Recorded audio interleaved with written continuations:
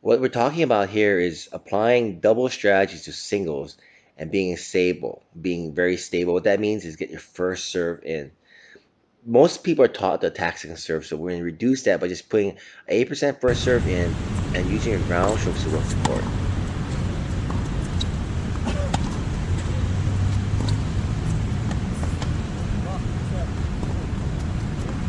I like this point because it's a very classic point. He gets his first serve in on me, and I just do a butt, block, get back deep.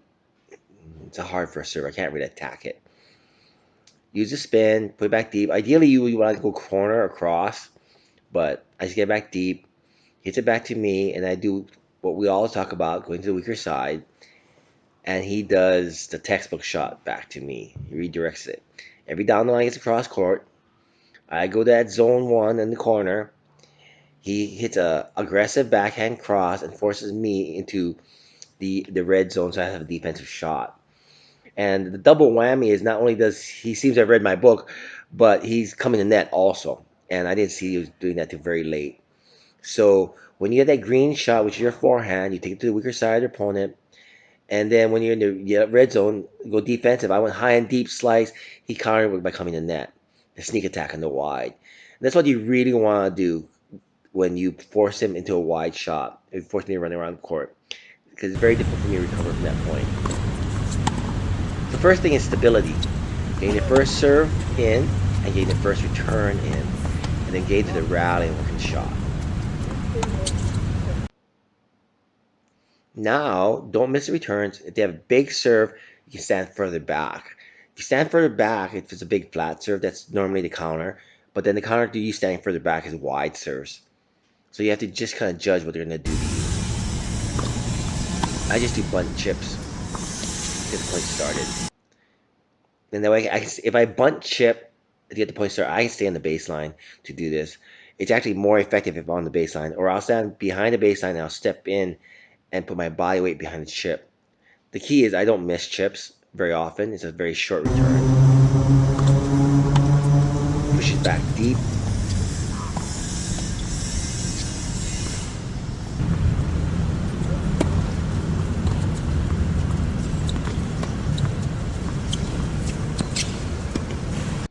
And what you see happening is all I'm doing is chipping their serve deep, and then I can either come in or draw them in.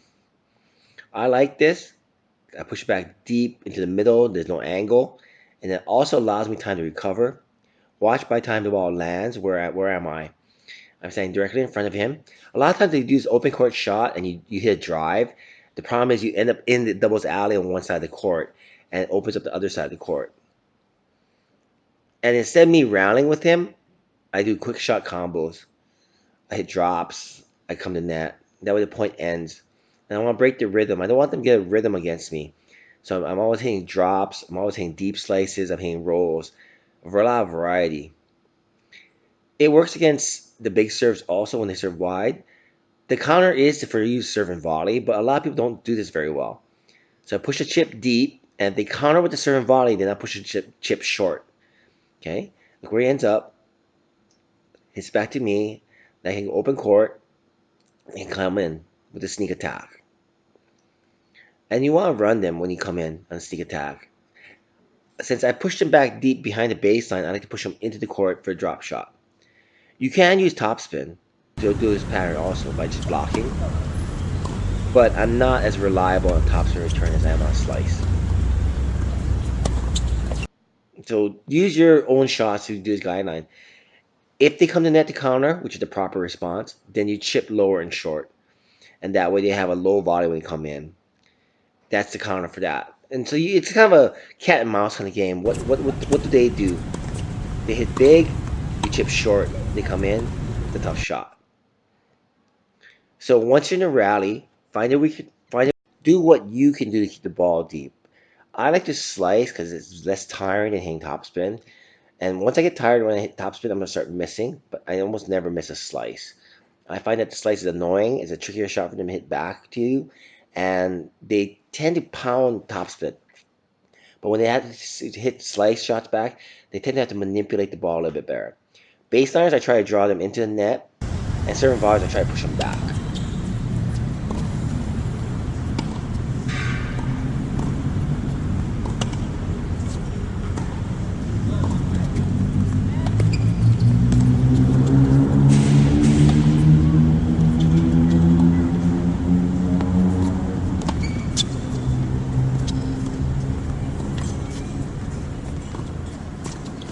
This is a really good illustration. Like I volley, come in, so they lob me and push me back to baseline. And if they like topspin, you hit slice. If they like slice, you hit topspin. The key is whatever they don't like, you give it to them, assuming you can hit these shots. Go back to the play. Standard kick serve to the backhand. He attacks my backhand. I have the option for open court shot. I'm waiting for wide court, open court shot. But I think what happened in my brain, I decided to go back to the backhand. And I missed it.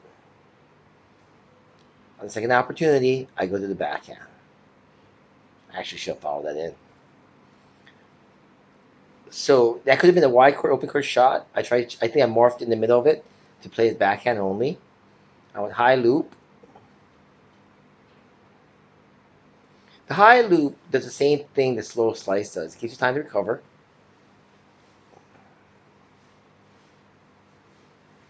I come in off the magic triangle. As we discussed before, that ball falls in no man's land, a little bit far behind. If I hit that ball and retreat, I'm out of position. So I hit the ball and come to net. And that's the key point. I'm going to hit the ball, get to his backhand, and get in the box before he makes impact. So here's a shot. Go to my forehand. Hit the chip, come in, have position. The key is to attack the backhand, come to the net. I'm bisecting both possibilities. He can go down the line across court. I'm not all the way in. I'm trying to read the shot. I'm going to my split step as it makes impact with the ball. And I think something told me he's going to lob. I hit the overhead back to his backhand. Notice I'm really focused on attacking the backhand. Position. It's going to be a difficult put away, so I aim in the backhand. I aim overhead to the backhand. I think this lob's going out. And it bounces right on the line. The same theory. I still go after the backhand. And you got to play it. Like, if you thought the ball was going to go in, hit in the air, but I actually thought it was going to go out. Play it off the bounce. Read it, recover, follow it. Right on the line. Play it back to the backhand, read the bounce. He goes back to me. And now I'm actually getting kind of tired, so I need to end the point one way or the other. And so then I go to drop. And notice all these shots are to the backhand. And that's the main key right there. I'm not going to get to a rally. I'm kind of exhausted. I want to try to end the point. I bring the baseliner in. I failed as a volleyer. Therefore, I use my option.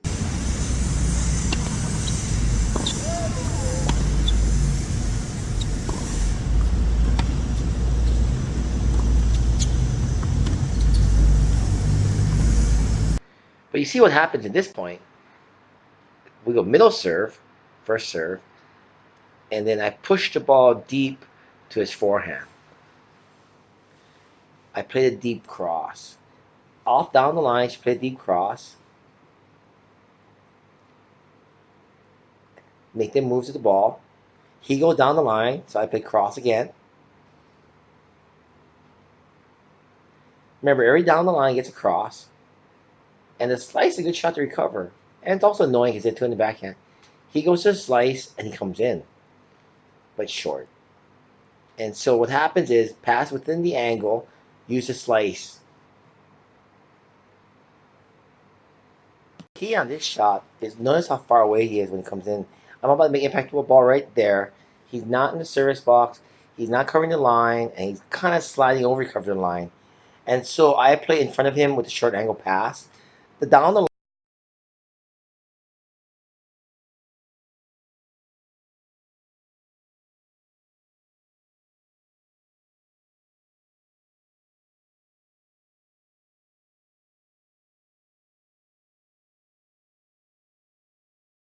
Really gotta manipulate the ball and see what they like and see what they give you.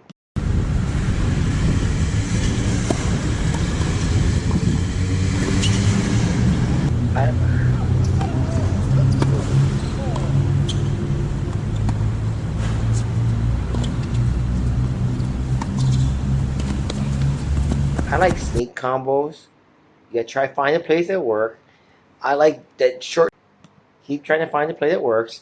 The secret is the versatility of that chip forehand. If it was a wide to me, that chip forehand, I do a drop chip angle. But the key is look at the preparation. Everything's the same. I'm a little bit more in the court though. A little more angle, like an angled volley. But look at the preparation. It looks exactly like the other forehands. Rack it up. Nothing shows that it's going to be short. Very framey like a forehand volley. The only difference is the follow through, where I cup it a little bit more instead of coming through the volley or the return. That's how I get the drop shot, short angle. Here I use a backhand chip, but what happens is it ends up a little short. But he's running a pattern on me. He's going after my backhand. And so when they run backhand plays at you, you run it back at them. You become very good at playing the backhand. But instead of, I don't like to chip off a chip. Off a chip, I like to get a topspin. And so then I run a short angle topspin approach with sneak in with a volley. And I get really lucky in that volley. It could have been out. So that's also the key. Recognize when they're doing something to you, turn it back to them, and change the parameters. Add the volley to it.